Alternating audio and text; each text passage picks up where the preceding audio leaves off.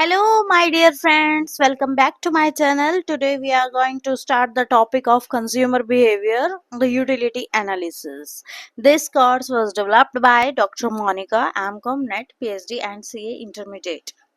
Consumer behavior. So, what is consumer behavior? Consumer behavior analysis means how do households decide the quantity demand at given price and how do they allocate the expenditure on different goods. It is based on demand analysis and it has axioms like इसकी एक policy है जैसे कि consumer is a utility maximising entity means consumer always maximise its utility means a feeling of satisfaction. Utility in social thoughts was propounded by Bentham J. in 1789, whereas in economics it is propounded by Jevons in 1871. Means 1871 में utility का concept economics में आ चुका था. It has three approaches: cardinal, ordinal, and revealed preference theory. In this video, we are covering about the cardinal and ordinals. Features of utility. So you all know utility, the term is means feeling of satisfaction, and it was generally propounded by the Bentham in social thoughts, Bentham, and in economics, Jevons. But it original introduced by Brodgen in 1949 and Taylor in 1950. Further, it developed by various economists like Cronbach, Cassix, and Schmidt. It is a relative and subjective concept and no ethical consideration. It is always hypothetical in nature and different from pleasure and usefulness. It is a multi-purpose and more intense want in their types of utility. There are the two types of utility: total utility and marginal utility. Total utility means the total satisfaction a consumer get. It can be described from the MUN1 plus MU2 plus 2 so on, and marginal utility is can be determined by the total unit and total utility of n units minus total unit utility of previous units. It has the relationship between TU and MU. If TU rises, MU decreases. The slope of TU and MU can be described here as, for example, this is main our utility and quantity. Here is quantity and here is utility. Total utility is reaches and declines, and MU starts from here. Marginal utility suggests that when total utility rises, marginal utility becomes decline, and when total utility reaches at its maximum, marginal utility becomes zero. एक second. Give me 1 second.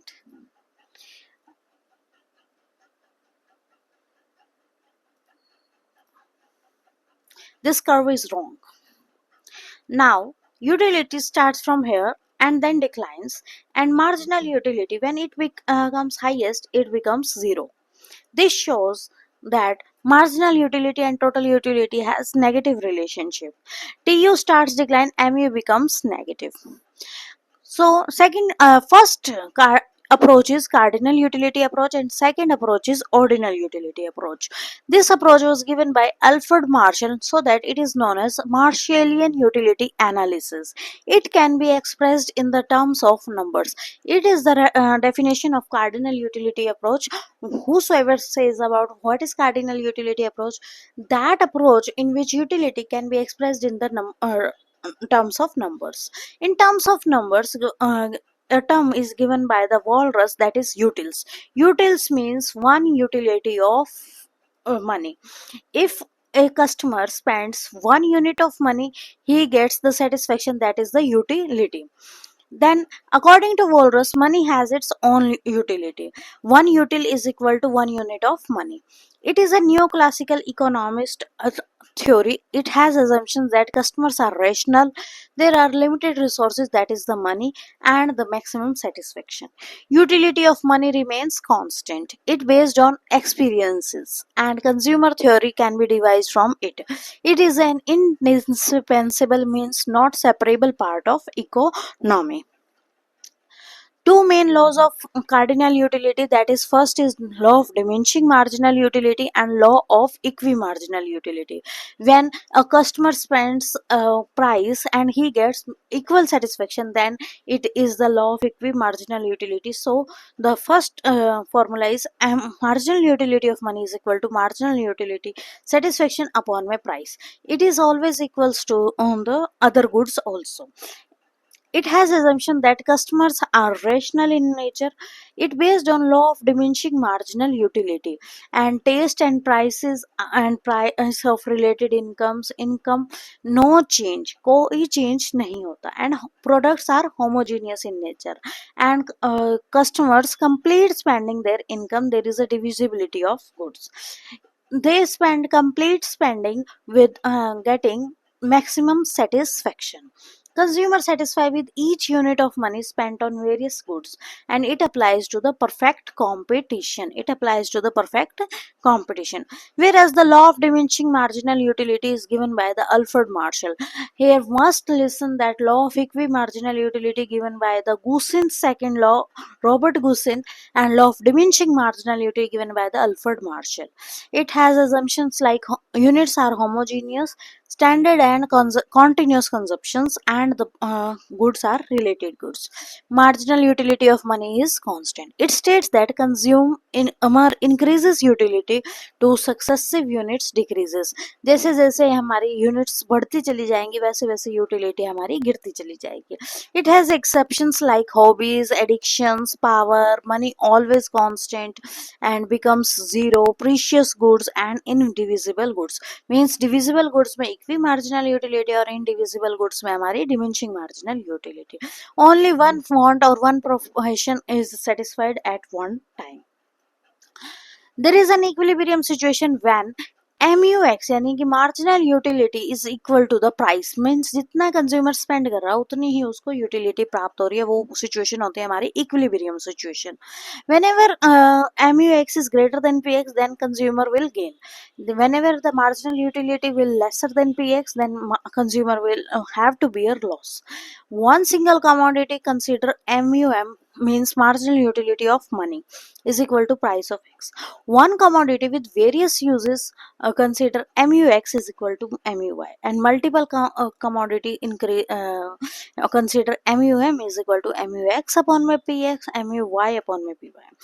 There are various limitations like there is no act applicable to divisibility, indefinite budget period, no defining of budget period, frequent changes in prices, and there is an assumption that price of related good, taste is income are constant, but they are not constant. There is always changing. One concept is consumer surplus. Consumer surplus analyzes the marginal utility. Consumer surplus says that if we deduct TU, total utility minus marginal utility, और maximum price TU में से minus कर देंगे, या फिर हम maximum market price minus कर देंगे, या फिर हम हाफ, एक फॉर्मूला और लगा सकते हैं, half quantity at equilibrium upon में मार्केट प्राइस माइनस में इक्विलिब्रियम प्राइस, तो हमारा वो क्या आ जाएगा बेटे, प्राइस. ठीक है. तो वो हमारी क्या आ जाएगी, consumer surplus. Individual demand price और मार्केट प्राइस का डिफरेंस है ये. ठीक है. ये किसने दिया था हमारे को, जूलियस ड्यूपिट ने. जूलियस ड्यूपिट ने. और ये ड्राइव कहाँ से होता है, law of diminishing marginal utility से. इसका बेस लॉ ऑफ DMU है. It affected by the substitute goods, but prestigious goods पे और नेसेसिटीज पे ये नहीं लगता, और ये मोनोपोली मार्केट में लगती है. Law of equi marginal utility लगती थी हमारी परफेक्ट कंपटीशन में, but consumer surplus is the concept of monopoly market. It has a relation and inverse relationship between price and consumer surplus. Means price बढ़ेगा तो consumer का surplus घट जाएगा, और प्राइस घटेगा तो कंज्यूमर सरप्लस हमारा बढ़ जाएगा. And it is the calculating area between demand curve and the price line. It can be shows as, wait a minute,